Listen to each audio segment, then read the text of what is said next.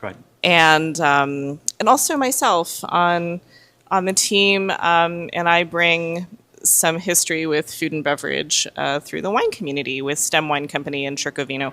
And then I can't forget Miriam Pacheco, who is the owner of a very well regarded shop in town called Kira Kira. And she has been instrumental in helping us brand Asian Night Market. She did our poster and some, yeah, our poster, and also is helping with merch and just brings an overall awesome aesthetic. We Absolutely. are hosting a cosplay tea lounge All right. and also some really amazing, like, cool photo booth experiences. And Miriam's bringing that to the table. Wonderful. And this is Saria of STEM Wine Co. Stem Wine Company and Wine Company. Chircovino. Okay, Yep. and Triple Vino? Chircovino. Trico Vino, Yes. which is tagged out on Instagram, and that's the Tucson Tasty Show. Go over there and check it out if you're watching us on YouTube or anywhere else. And just recap the opening. It sounded like we had some technical difficulties and nobody could hear us. Oh, dear. So I just want to recap really quick. This is the Tucson Tasty Show. We're live from Kin Dee Thai, one of Tucson's standout destinations for authentic Thai cuisine, and one of the sponsors of this year's Asian Night Market. Is that only happening once a year? Well, we are in the nascent phases of building this night market experience for Tucson. So this is our third night market Wonderful. that we have hosted, and the second in 12 months. A second in 12 months. Yes. Okay. And, you know, one day we're really hoping that this could be a solid biannual or quarterly event. But we're definitely building the plane while we're flying. Yeah. Fair. Hey, better. It's the best things in Tucson. Or Yes. And the response from the community has been shockingly positive. I don't know if you heard, Wesley, but we shut down traffic on the freeway Yeah. with the first event. Yep. Everybody in Tucson, I think, heard about it. Yes. It was on the news, all of them. We were not expecting that kind of response. I think it made national news. It might have made national news. Yeah. So, That's exciting, you know, though. 10,000 people showed up twice.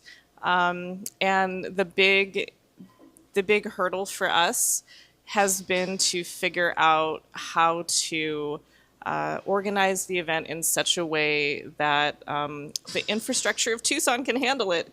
I know that sounds weird, but people are into it. Yes, absolutely. So why don't we go ahead and introduce the rest of the guests? Absolutely. I'm going to hand the mic over to Mita.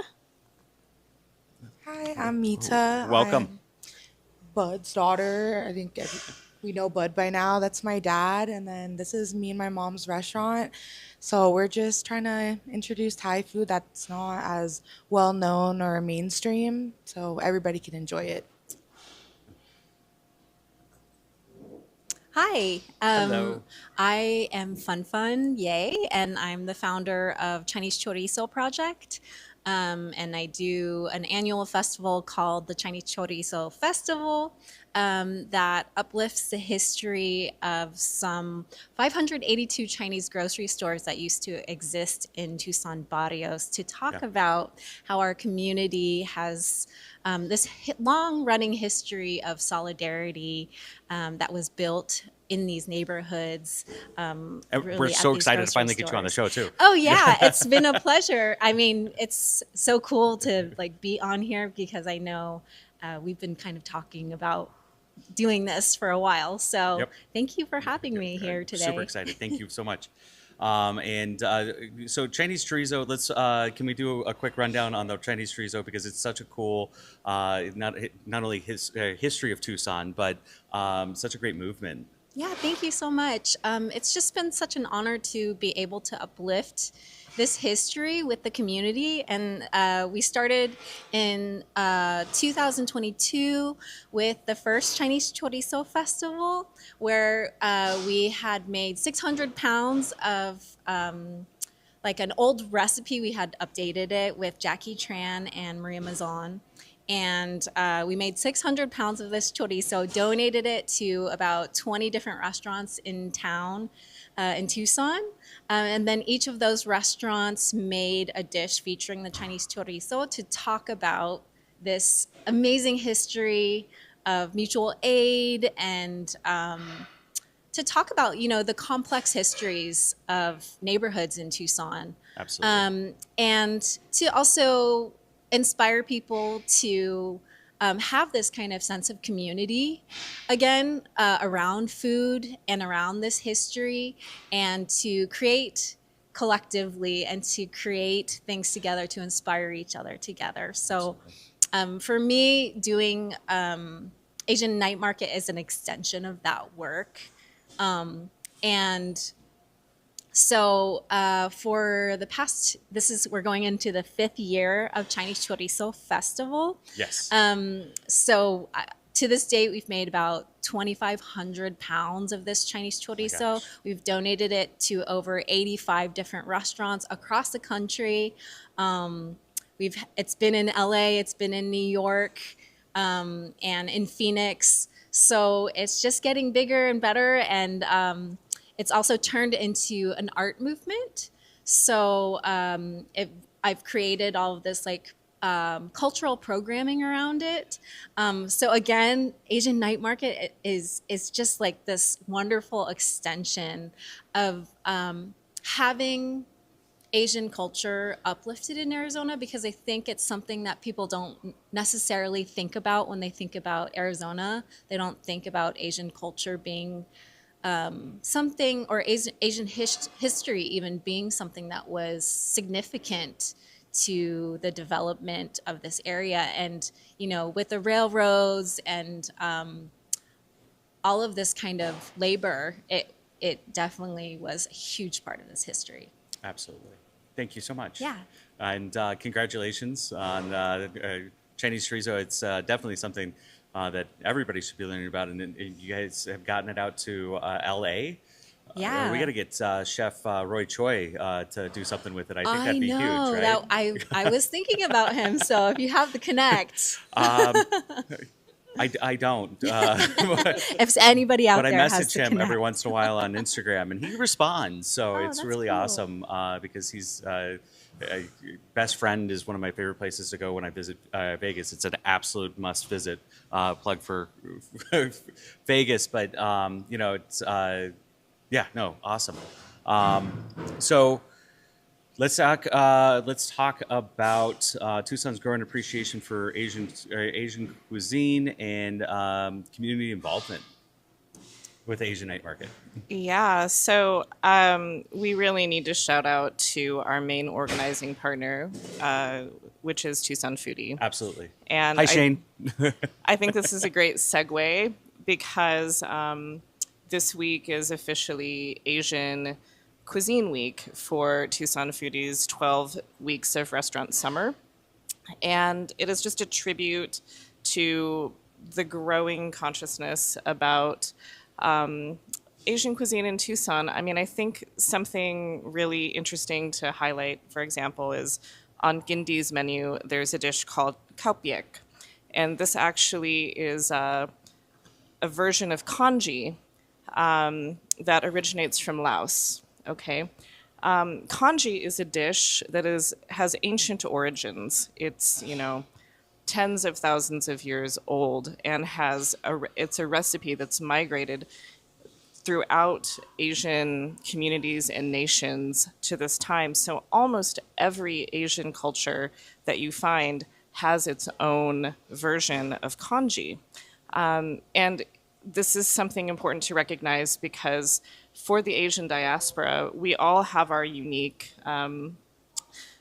highlights and sparks about each of our individual cultures, but there is the thread of food that ties us together. Absolutely. And that is being more and more recognized in Tucson. Well, it's one of the things that we say on the Tucson Tasty Show all the time. Food is the great equalizer. Everybody eats. So come and join us for some tasty food, right? Yeah, I mean, I think this is kind of the through line of my work is, finding the similar culinary lines of Chinese food and Mexican food has been so fun, and to like be able to bring more dynamic preview kind of Asian food at the Asian night market is so exciting because, you know, I grew up here in Tucson and I didn't have this kind of variety when I was growing up here. So it's so exciting to be able to showcase this food here and in a huge celebration that we're having on Saturday.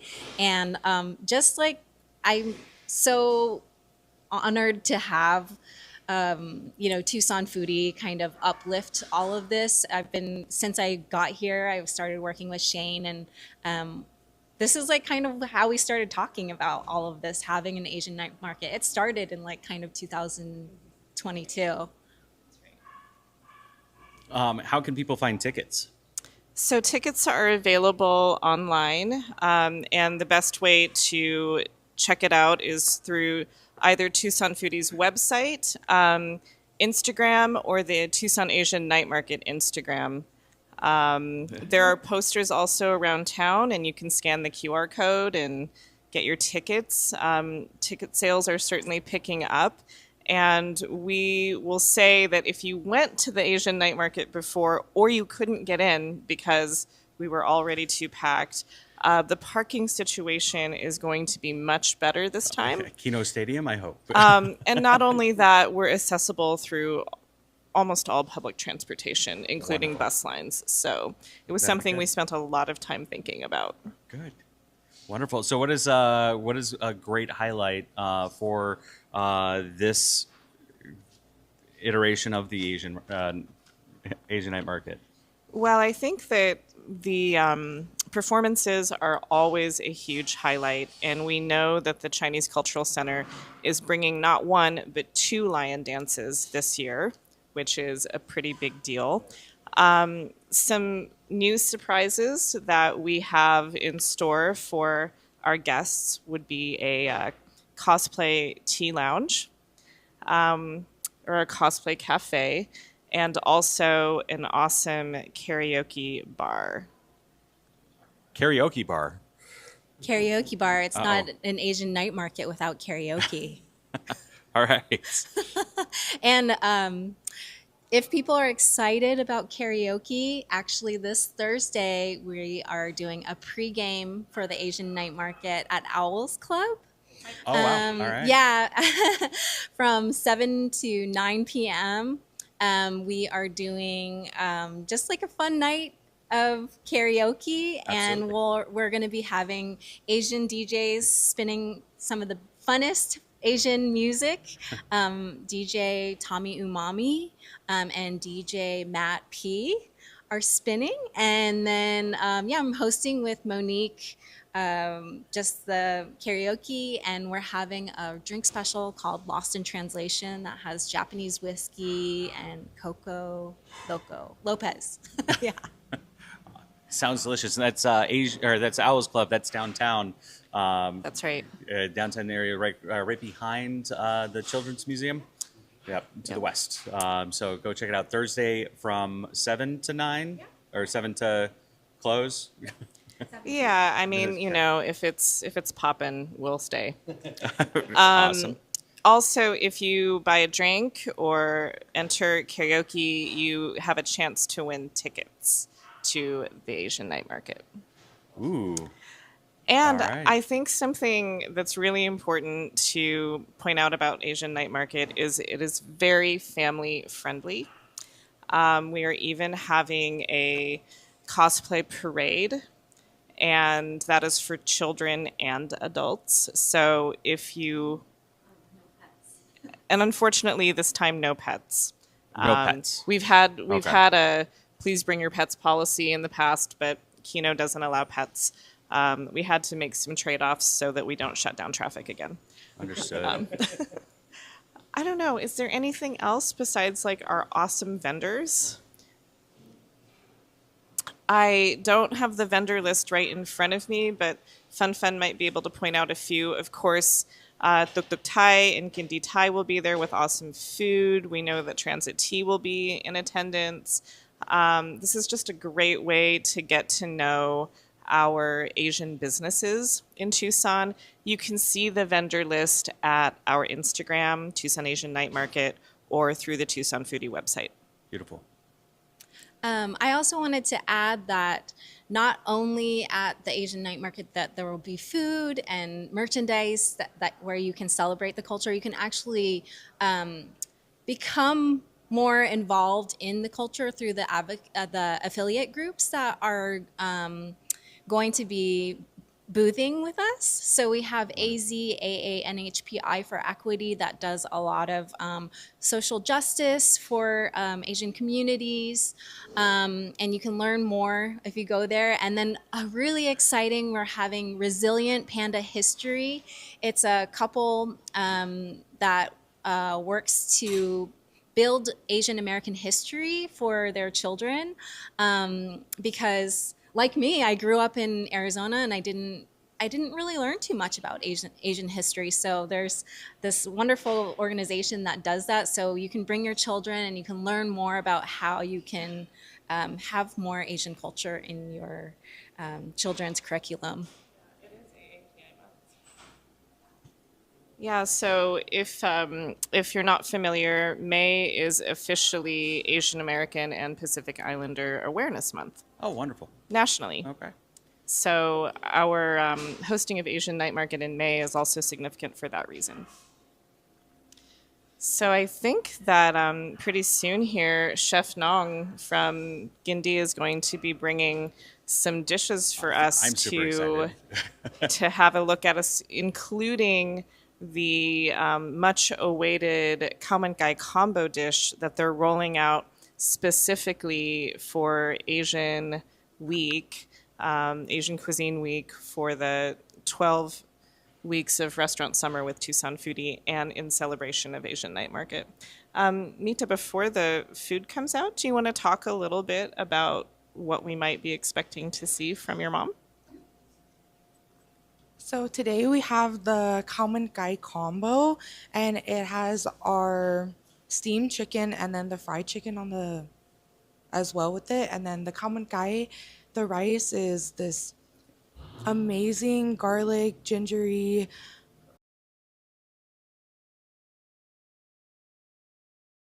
and it's a breakfast food for sure. I think a lot of people eat it in Thailand for breakfast, but I'm excited to show y'all what my mom creates and how amazing everything sounds is. incredible. It's I'm excited to amazing. try it. Absolutely. And I think the other dish, I think that, yeah, awesome. Go ahead. Tell me about the, how did you, or can you tell me a little bit of the history of the restaurant? How you got started with the restaurant? We started actually in Oregon. So my family is from Oregon. I was born and raised there, and I moved here 2 years ago, a little bit after my dad. So we started this one, I would like to say August or September. So it's been almost a year, and we're very excited for everything that is in our future. And our, we good? Okay. You're good. Our first restaurant was Zab Thai in Portland, and then we've just been doing everything ever since. Sorry. So yeah, no, I was wondering where the waffles were going. And then apparently there's pandan chicken and waffles too. I was not aware, but Oh, yeah. okay. Fair enough. Chicken and waffles. Well, let's check out the chicken and waffles really quick and talk about these. It looks absolutely incredible. Fried chicken is one of my favorite dishes. I have to order it. And best friend, their fried chicken is my absolute favorite. So I'm really excited to try the chicken waffles here. Yes, so we heard Mita speak about something called pandan, and a Yep. lot of people have questions. What is pandan? And it is actually a leaf, pandan leaf, Okay. that is used as an infusion, but it brings that little bit of green color to the waffle. So this is a pandan leaf waffle. Ooh. with fried chicken on top. Yes, a vanilla-y Okay. flavor. And pandan is used in many different aspects of Thai cuisine, from custards and dessert items, cakes, for example, to curries and waffles. Wonderful. Awesome. Well, let's. Can we can we dig in? Can we try to cut off a Yes, piece? And we we got sure a knife can. right there. So Mita's gonna grab some plates and we'll give it a try.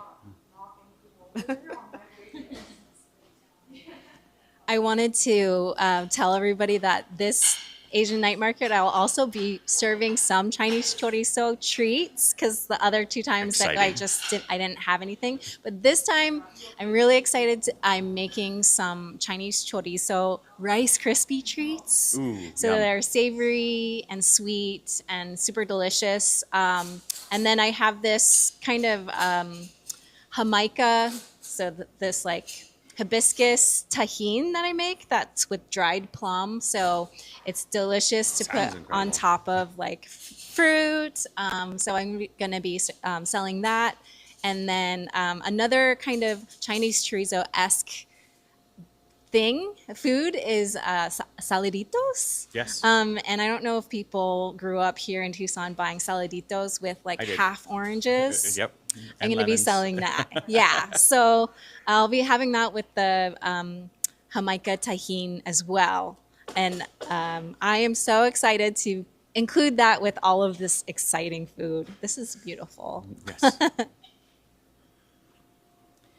Yes, I know that Kin Dee is bringing this sticky rice experience to Asian night market, and Chef Nong is going to be focusing on some really classic Thai street food items that feature sticky rice.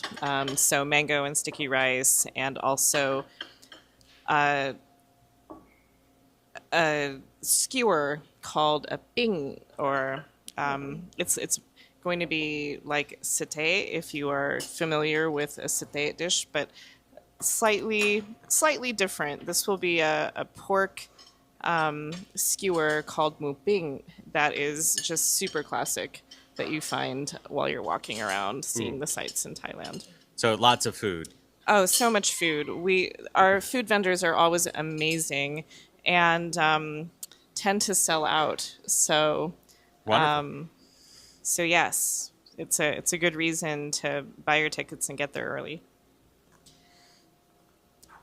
So, Mita, do you want to talk a little bit? Your mom has taken a long time to perfect this recipe because she's very particular about the outcome of the dish. What do you think she was looking for?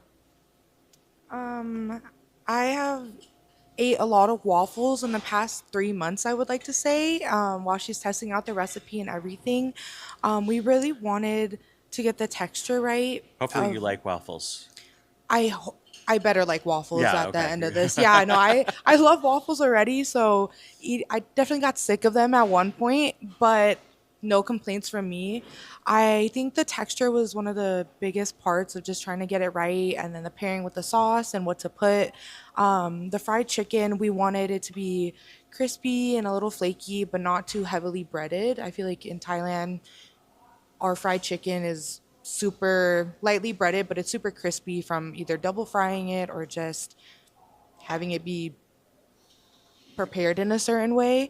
So I think she's super particular about making it authentic, but still, it's chicken and waffles. We don't really have that in Thailand, but we wanted at least parts of it to connect to Thai culture. Absolutely. It's it the crisp on the outside of this chicken. You can hear it cutting into it. That's absolutely incredible. I'm sure that took a lot of tweaking of the recipe. I know that some chefs actually use potato starch, but I don't want to call out any secrets that she has, of course. But incredible. I mean, the crunch on that is and the flavors just really come through in the sauce. Is that tell us about the sauce? It's a sweet chili sauce that you find a lot in Thailand, but we were playing around and seeing what really goes well, and we wanted something that had a little bit of a kick because all Thai food mostly has a kick, and then something sweet to go with the waffle, and then the chicken. I think it just pairs really well. In Thailand, you can find fried chicken and it'll have the Thai sweet chili sauce on the side. So I think it honestly works really well together, and I'm excited for people to try it. So your mom is known for her sauces. Yes, It's like her superpower. I would say so, yeah. So talk about that a little bit. Why is sauce so important to Thai food? I think for us, like for example, the common kai, it comes with two sauces here, and we have a soybean sauce. It's very ginger and garlic forward, and that is honestly, you just have to try it for yourself if you've never had it before, because I think it's amazing.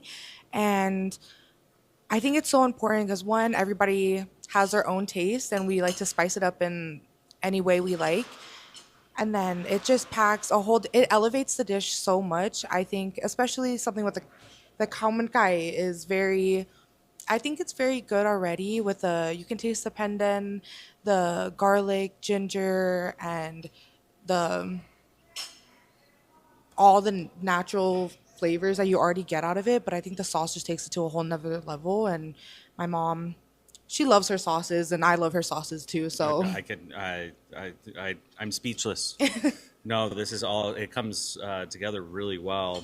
I'm not typically your. I'm not your typical fried chicken and waffles guy. This all the flavors complement each other so well. Or the waffle itself is incredible, and it's not just an empty, crispy piece of bread. You know, yeah. It's delicious. it has that little bit of chew. The texture is amazing, and then all the sauces come together just incredibly. And it is definitely tasty. But the yeah, it's really good. I got to get this over to producer Tina because she loves chicken and waffles. I know I saved her an extra plate over there too, so I didn't want her to miss out. Perfect. Yeah, no, yeah, she always gets bites for sure. Yeah. Will you tell us about what just came out? Yeah, let's talk about the next dish. Yeah, this one is the kai katat, which I was telling y'all about, is normally a breakfast food. It has the Chinese sausage here, the pork that's stir fried, and then it has the sizzling plate with the eggs. And then the patanko on the side is a Chinese donut that we would dip the eggs in, kind of put some of the meat on top, make it like a little sandwich. So I think it's very well known in Thailand, but honestly, I haven't seen it much here. It's not very mainstream at all. I think you see regular pad thai and everything a lot, but I think Asian breakfast foods are very underrated, and I think savory breakfast foods are amazing too. So this is everything I would love to eat in the morning. A nice runny egg with some bread and some protein is just amazing. So. It looks incredible. All right, so the fried egg is sunny side up, Yes. which is awesome, and they're cooked perfectly. And then all of it is you just put it all on the donut. Yes. So you Okay. can, I like, You can do it a bunch of different yeah, a bunch of different ways. I don't want to do it wrong. Oh, there's no wrong way to do it. As long as it's tastes good and in your mouth, we're fine. But I think my way to do it is I like to dip it in the egg, and Oh, then okay. you can put a little bit of pork and the sausage on top if you'd like. So but it's more of a savory donut. yes. Got it. All right. Well, let's. So this dish is just you know, Get the crunch on this. evidence of how Asian cultures actually fuse together as well, because the pratanko that you're cutting into right now hails from Chinese culture, and in Thailand, the culture was formed by migrants from the south part of China and also indigenous peoples from Southeast Asia. So we have a lot of Chinese influence in Thai cuisine, with a very specifically Thai flair. Yeah, I don't nor I didn't grow up with this particular this particular dish because my parents are Chinese, but I did grow up with this. We call it yo tiao, the donut. Okay. And so it means like oil tail, actually. That it directly translates to that. But it's this donut that is served every morning. My parents are from Taiwan, and so you have it every morning in Taiwan, and you have it with, soy milk and a lot of different things. But when I came here, I was so I felt really nostalgic because there's so many breakfast foods that felt so familiar to me, like the congee and this yo tiao. And it really speaks to this kind of migration that happened between China and Thailand. And now you're eating it here in Tucson, Arizona. So it's wonderful to be able to taste it all the way over here and see how that kind of changes. Initial reactions on this is that it's another, like, I'm going to move in here. And again, we're at Broadway and Craycroft in the Williams Center. And it just, Kin Dee Thai is a treasure. I haven't been here before. I'm so glad that you invited us to come and talk here. And the food is just next level. We are really, really fortunate because Bud and Nong have been amazing hosts for us for all of our Tucson Asian Night Market meetings. Mm-hmm. So they have fed us and given us a home for our meetings and been the most amazing participants in just building the community of this festival. So we're glad that you are now a part of that. Yes, thank you. And again, Saturday is Asian Night Market Day at Kino, and you can get the tickets online at TucsonFoodie.com or through the Tucson Asian Night Market Instagram, or also find a poster around town and scan the QR code. You can also come to our hype party on Thursday night at Owls Club from 7 to 9. And we'll have a way for you to scan QR codes and buy your ticket on the spot. Come hang out with us. We're really fun. And Owls Club is always so much fun anyways, right? And so absolutely. That is just, that's right. I could eat that for breakfast and lunch. So absolutely just delicious. You guys are going to dig into that too, I'm sure. Yeah. And this last dish, let's get through. We're a little over on time, but that's okay. This last dish, let's talk about it. This is the Penang curry with braised beef.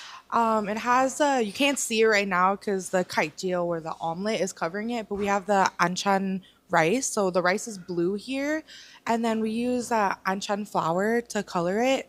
It's just a butterfly pea. Oh my gosh! And beautiful. then so you can see it under there, and then we have a very warm, comforting curry that's just wonderful for all year round and just very comforting. My mom always makes curry at home, so rice and curry is always good. I can never complain.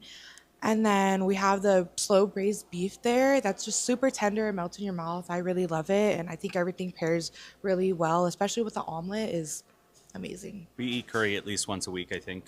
I think you have to, minimum. Yeah. It's just something that we do. And all the travels that I had when I was in the Air Force and was able to try some of the curries around the world. Just it's a fundamental basic of food. You need curry. Yeah, you need it. Absolutely. So the last dish we have is our sort of penultimate dish. We've all been waiting for Chef Nong to roll this out since the restaurant opened. This is her famous khao man gai combo with boiled chicken and fried chicken, and this is a traditional way that you would find this dish in Thailand. Okay. Both in restaurants and street food stalls. What makes it is the two sauces.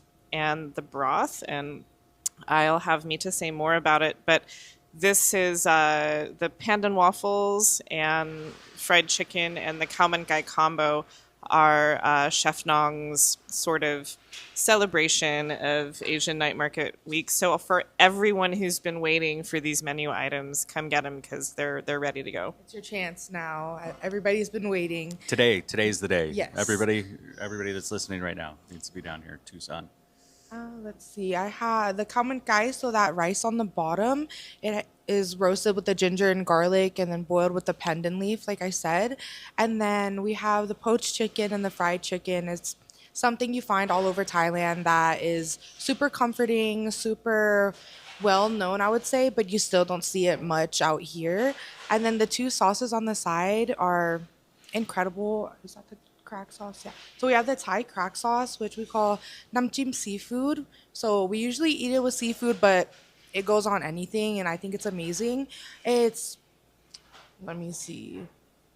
It's spicy, sour, and a little sweet. So you just get all the flavors, and it's amazing. And then the soybean sauce on the side is what you would typically have khao man gai with, I would say. And that one is just a flavor explosion in your mouth. You really have to try it for yourself and see, because that one is just blows my mind Can't wait. away. I know we're running short on time, so I have to make sure to thank our title sponsor for the Asian Night Market this year, for Tucson Asian Night Market, and that is matcha.com. We couldn't realize our vision without help from sponsors. As well as I'd like to thank the crew at Kino Sports Complex for helping us bring our karaoke bar to life with Asian-inspired cocktails, Asian beer. Are they doing it and on the Jumbotron? I don't know That would be how we're incredible, doing right? it yet. Everyone will have to come and find out. Perfect. And wine provided by STEM Wine Company. So we're just super excited to see how this is coming together. Is there anyone else we should shout out to? Shout out to the chef. I mean, all of this food is absolutely incredible, and you guys have to come down and try this before it's gone, because they're going to run out. I mean, with the flavors that you have in this food is just absolutely incredible. I think that this is everybody's chance to finally come, because I think it's really well organized this time. We have a bar too. I don't know if we talked about that earlier, but yeah, we finally have a cocktail bar so adults can come and enjoy. We've made like a matcha cocktail to honor our sponsor.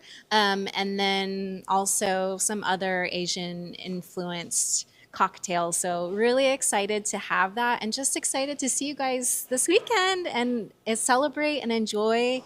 And hopefully we'll see you on Thursday beforehand. Absolutely. Thank you so much for everything that you guys shared. Thank you for hosting us here at Kin Dee Thai. Did I say it right? Okay. You did. Wonderful. I practiced all morning, so. And before we go, final thank you to today's sponsors. That's Sorce Signature Outdoors. If you're ready to elevate your backyard or outdoor living space with premium turf, pavers, pergolas, outdoor kitchens, or complete luxury backyard designs, visit SorceSignatureOutdoors.com. That's SORCE SignatureOutdoors.com, or call them directly at 520-216-5677 and schedule your free consultation. And don't forget to join us on the Tasty Show. You can always get updates at thetastyshow.com. And I'm your host, Wesley Sorce, and stay tasty, Tucson.